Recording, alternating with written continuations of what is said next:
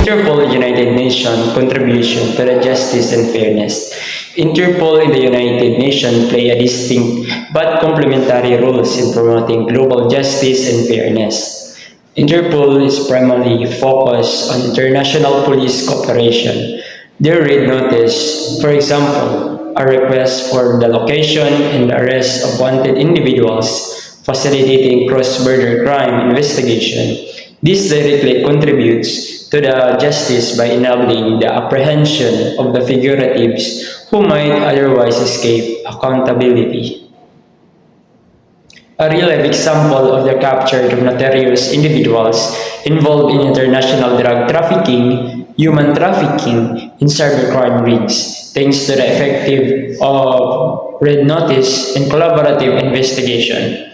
United Nations, their approach is to broaden the encompassing legal frameworks, human rights standards, and development programs. The Universal Declaration of Human Rights is the cornerstone document setting minimum standard of the human rights globally. It doesn't directly enforce these rights, but it provides a moral and a legal framework for the nation to uphold. The UN Office of Drugs and Crime run various programs combating transnational crime, corruption, and drug trafficking, contributing directly to fairness by strengthening national justice system and promoting the rule of law. For instance, UNODC works in assisting countries in developing anti-corruption strategies and training law enforcement. Personnel directly impact fairness and accountability within national system. Interpol's role. Interpol could facilitate information sharing among national law enforcement agencies regarding corrupt officials, helping identify and investigate transnational corruption networks. They could also provide training and resources to help member countries improve their internal oversight mechanisms and anti-corruption strategies.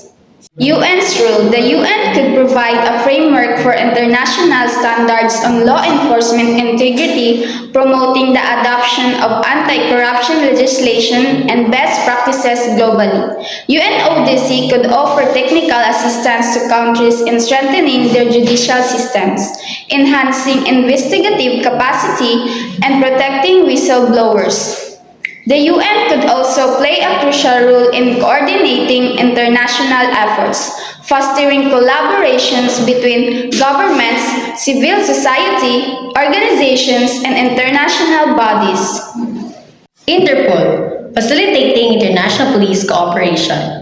Interpol, the International Criminal Police Organization, acts as a vital bridge between law enforcement agencies in its 195 member countries. Its primary mission is to combat transnational crime by facilitating information exchange, intelligence sharing, and coordinated operations. Interpol maintains extensive databases containing information on wanted individuals, stolen goods, criminal trends, and more. This enables member countries to identify patterns, track criminals, and coordinate investigations across borders. Interpol issues red notices, which are international arrest warrants, to assist member countries in locating and apprehending fugitives. It also facilitates extradition requests, ensuring that criminals are brought to justice regardless of their location. The UN, a multifaceted approach to global justice. The UN, with its vast network of member states and specialized agencies, adopts a more comprehensive approach to promoting justice and fairness. Its mission encompasses maintaining international peace and security, promoting sustainable development, and protecting human rights. The Universal Declaration of Human Rights serves as a foundational document for international human rights law, while various UN conventions addresses specific human rights issues, such as racial discrimination, gender equality, and the rights of the child. The Office of the High Commissioner for Human Rights monitors human rights situations, investigates violations, and promotes human rights globally.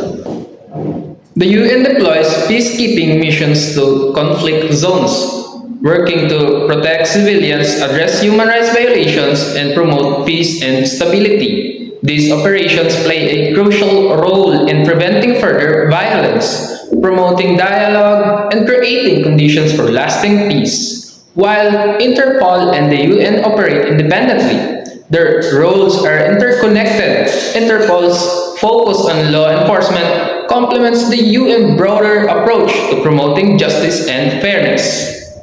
Isigaw mo sa hangin,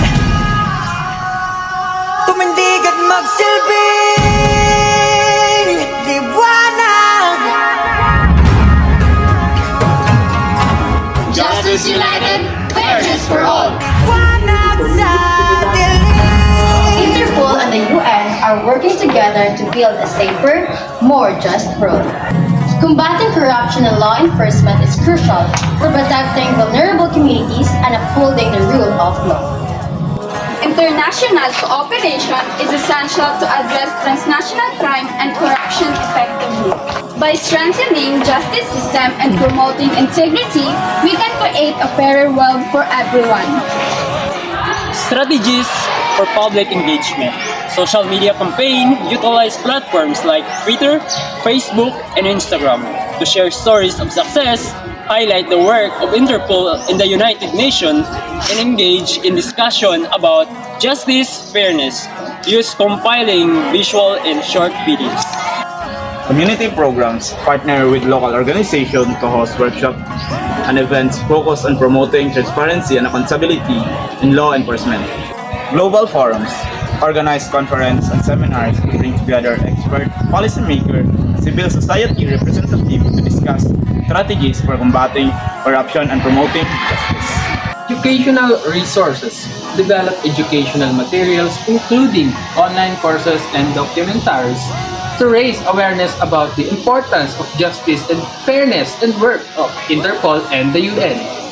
This campaign aims to raise public awareness, foster support for international cooperation in combating corruption, and ultimately contributing to a more just and equitable world.